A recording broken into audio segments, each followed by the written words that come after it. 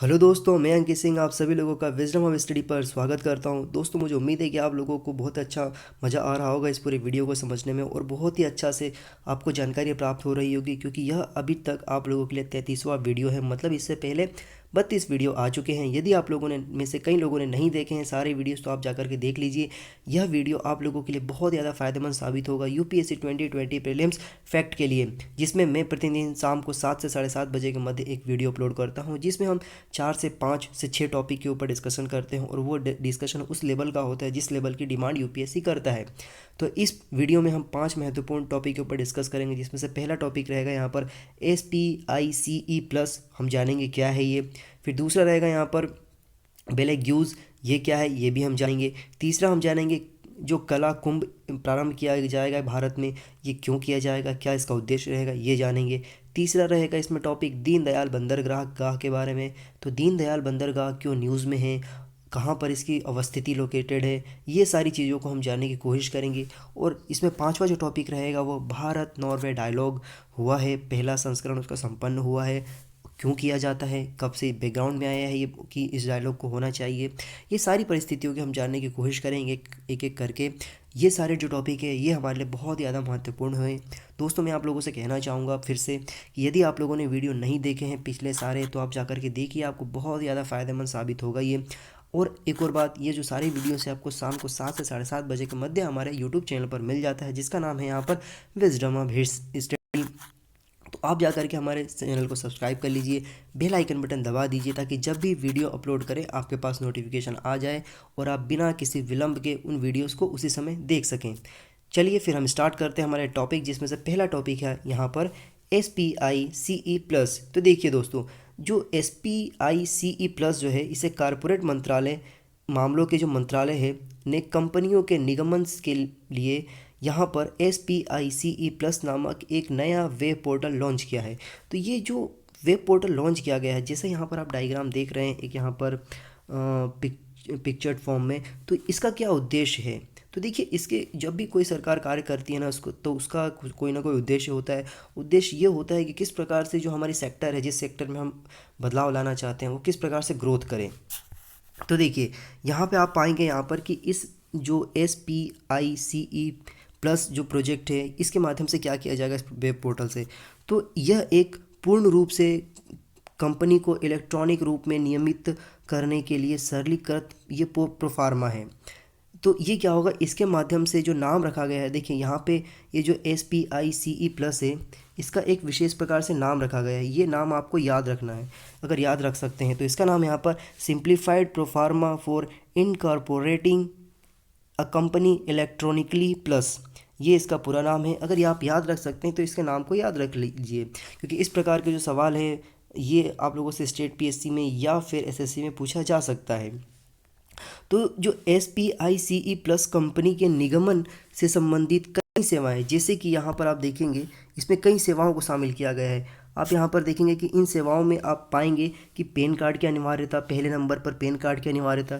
दूसरे नंबर पर यहाँ पर आप देखेंगे कि बैंक खाता खोलना, यहाँ पर बैंक खाता खोलना चाहते हैं आप। फिर GSTIN जो है उसके बारे में, जो आवंटन प्राप्त करना है उसके बारे में आदि जानकारी। ये सारी जानकारी आप प्राप्त करने के लिए जो एकीकृत वेब पोर्टल है ये जो बनाया गया है, यहाँ से जाकर के जानकारी प्राप्त कर सकेंगे।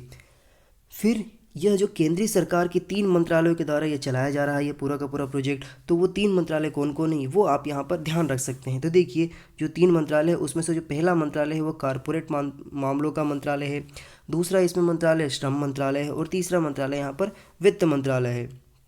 तो ये 3 मंत्रालय इसमें शामिल है, कॉरपोरेट मंत्रालय, फिर यहाँ मिनिस्ट्री, फिर यहाँ पर लेबर मिनिस्ट्री और यहाँ पर फाइनेंस मिनिस्ट्री। तीनों मिनिस्ट्री पता है, आप लोग कोशिश करिए, मैं आप लोगों से यही सवाल पूछूंगा कि इन तीनों मंत्रालय के जो मंत्री हैं वो कौन हैं, उनके जवाब आप मुझे कमेंट सेक्शन में देने की कोशिश करिएगा।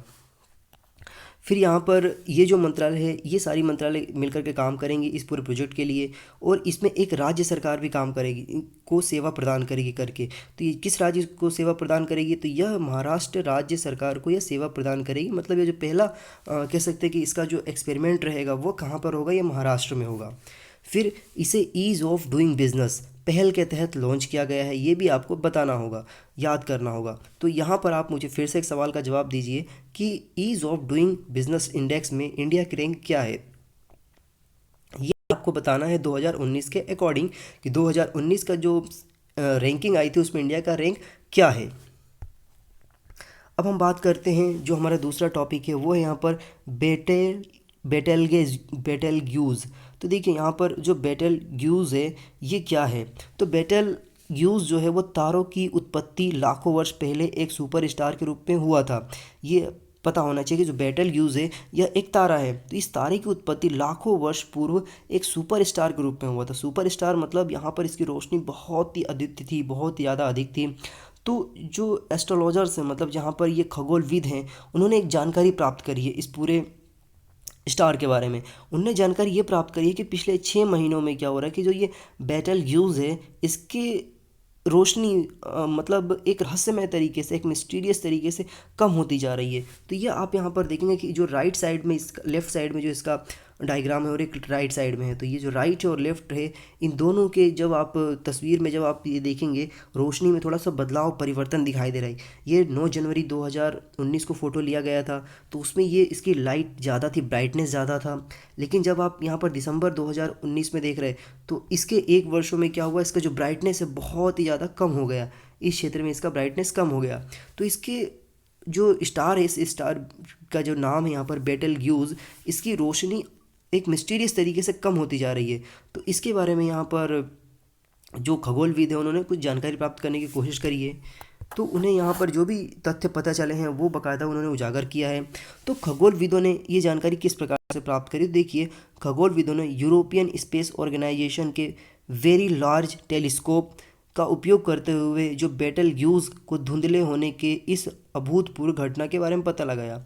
तो देखिए ये जो जितने भी खगोलविद हैं विश्व भर में जगह जगह पर इन्होंने टेलीस्कोप लगा रखा है, जैसे कि आपने नाम सुना होगा हब्बल टेलीस्कोप, ये अमेरिका के द्वारा लगाया गया है टेलीस्कोप। तो इन्होंने क्या किया, जो खगोलविद है उन्होंने यूरोपियन स्पेस ऑर्गेनाइजेशन का जो टेलीस्कोप है जिसका नाम यहाँ पर VLT मतलब very large scale very large telescope, तो वेरी लार्ज टेलीस्कोप के माध्यम से इसके बारे में जानकारी प्राप्त करी है। तो बेटेलग्यूज़ जो है वो नक्षत्र मंडल, जिसको हम इंग्लिश में कहेंगे कॉन्स्टेलेशंस में, एक लाल महाकाय तारा है जो कि सूर्य से 20 गुना बड़ा है। ये जो आप तारा देख रहे हैं ये तारा सूर्य से 20 गुना ज़्यादा बड़ा है। यह नक्षत्र मंडल सितारों का एक समूह है जो कि एक पैटर्न का चित्र बनाता है, जैसे कि Orion the great Hunter, Leo the lion ये नाम है, टॉरस द वुल ये नाम है, ये आपको नाम याद रखना होगा। ये विशेष प्रकार का चित्र बनाता है, एक पैटर्न बनाता है। पूर्णिमा के दौरान सबसे चमकने वाले तारों में बेटेलग्यूज़ तारा 10वें नंबर पर होता है। मतलब जिस दिन पूर्णिमा होता है वहाँ पर जब तारे चमकते हैं तो यह 10वें नंबर पर रहता है।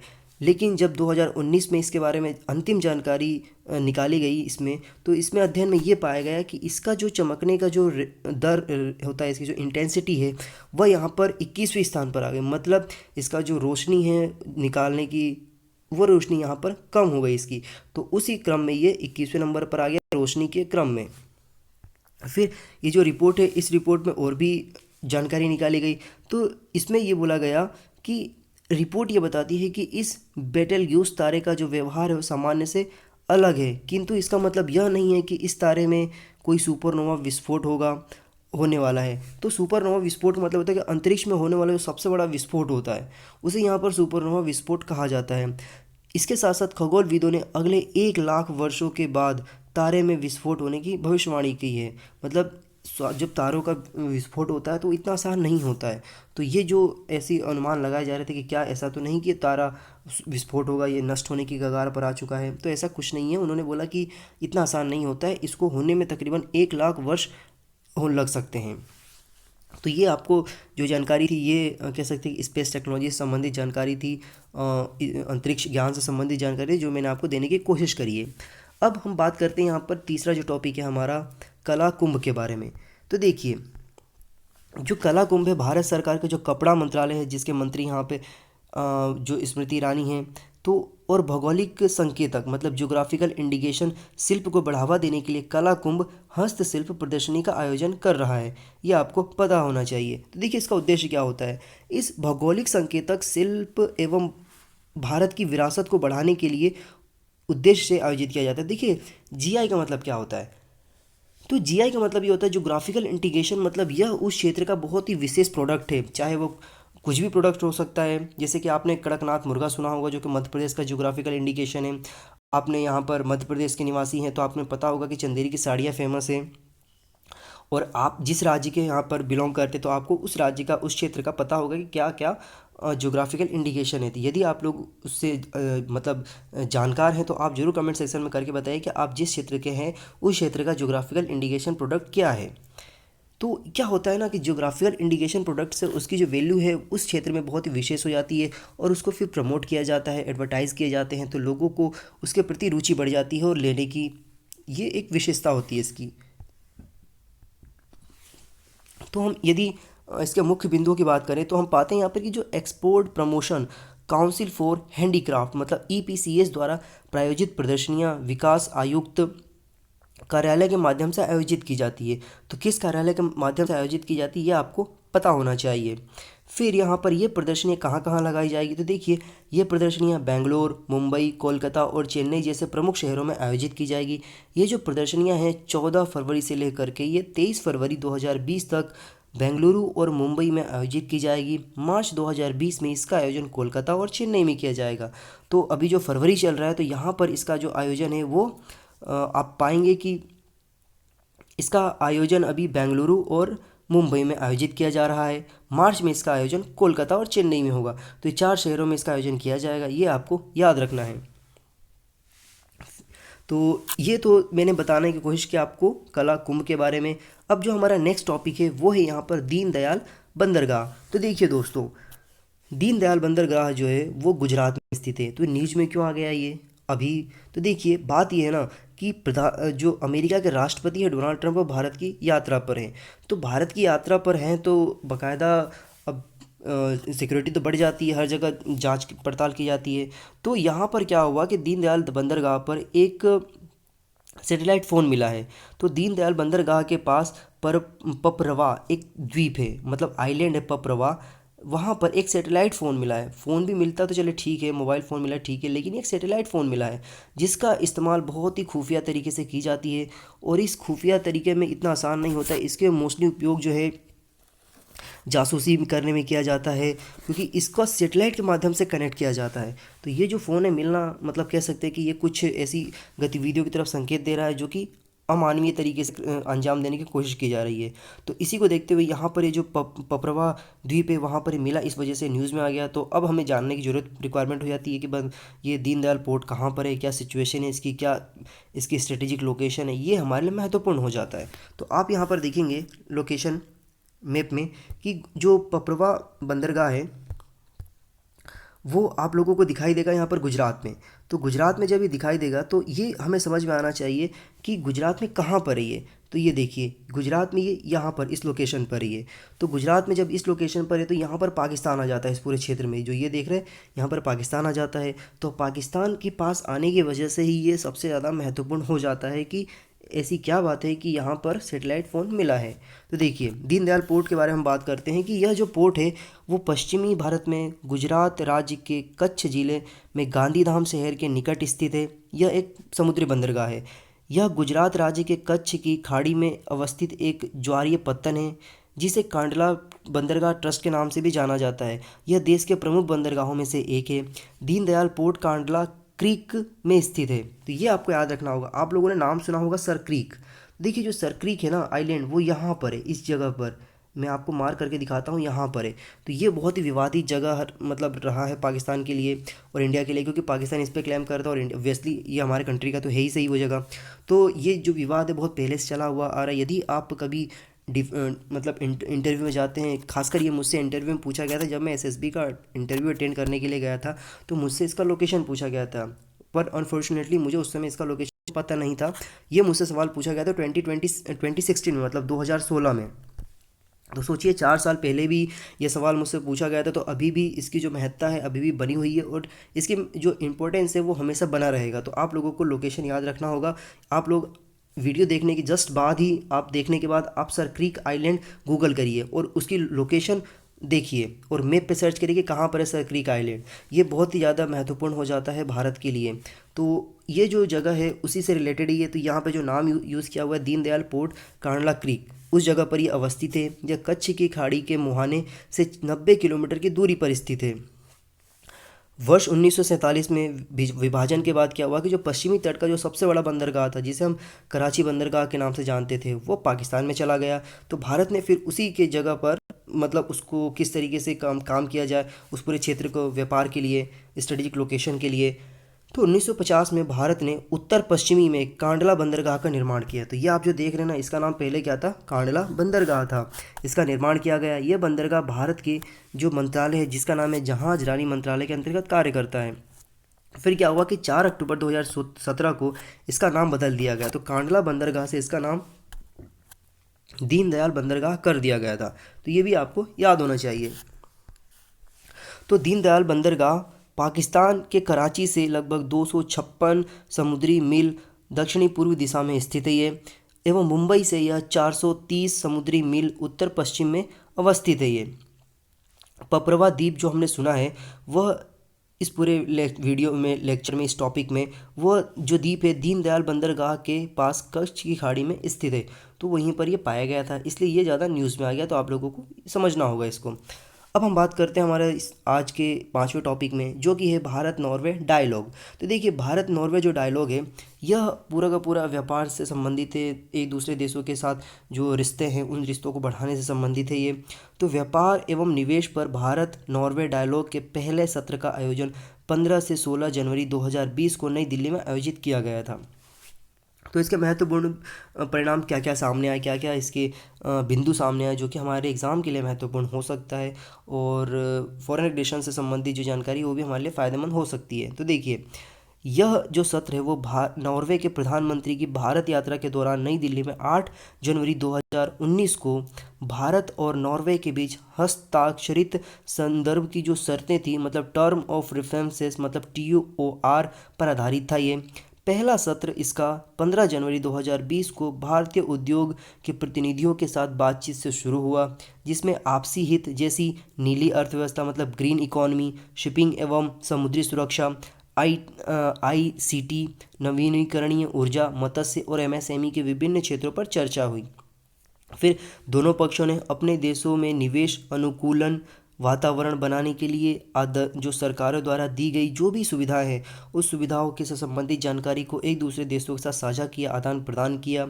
इस अवसर पर नई मतलब Delhi Mumbai industrial corridor development corporation और इन्वेस्ट इंडिया द्वारा भी अपनी प्रस्तुति दी गई थी इस पूरे डायलॉग में। फिर इसके साथ अप्रैल 2000 से सितंबर 2019 के दौरान नॉर्वे से भारत में आने वाले विदेशी प्रत्यक्ष निवेश, जिसे FDI कहा जाता है, वो यहाँ पर 257 मिलियन अमेरिकन डॉलर के आसपास है। तो ये डेटा भी आप याद रख सकते हैं, तो याद रख सकते हैं। फिर भारत ने समुद्री प्लास्टिक कूड़े की समस्या से निपटने के लिए नॉर्वे के साथ महासागरीय वार्ता शुरू की है। तो ये बहुत ही ज़्यादा महत्वपूर्ण टॉपिक हो जाता है, ये वाला बिंदु, जो कि बहुत ही ज़्यादा महत्वपूर्ण इसलिए हो जाता है क्योंकि इन्वायरमेंट के प्रोटेक्शन से संबंधित है।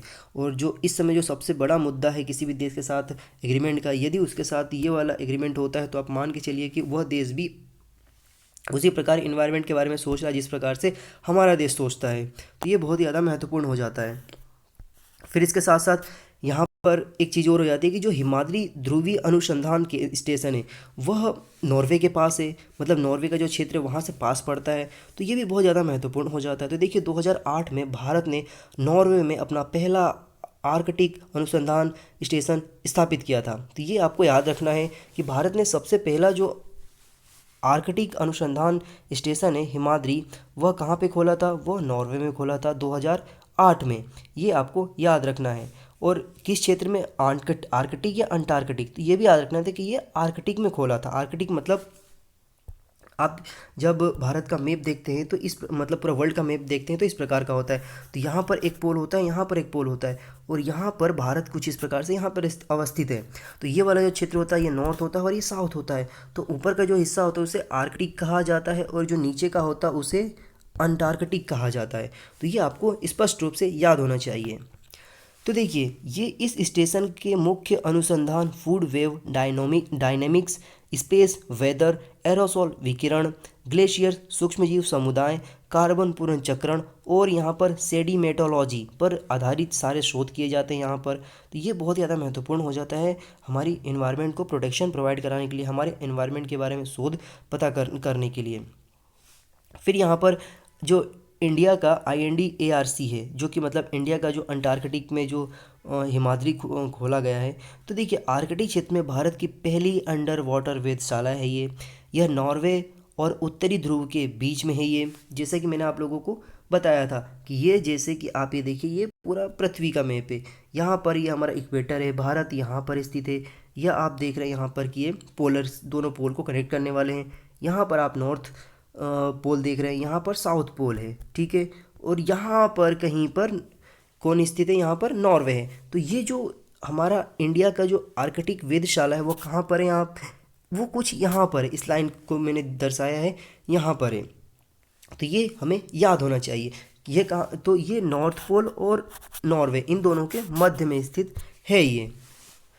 तो देखिए, ये इसके साथ इस वेधशाला का उद्देश्य क्या है, तो इस वेधशाला का उद्देश्य है कि आर्कटिक की जलवायु का अध्ययन करना, पता लगाना कि यह मानसून को किस प्रकार से प्रभावित कर सकती है, ये इसका उद्देश्य है।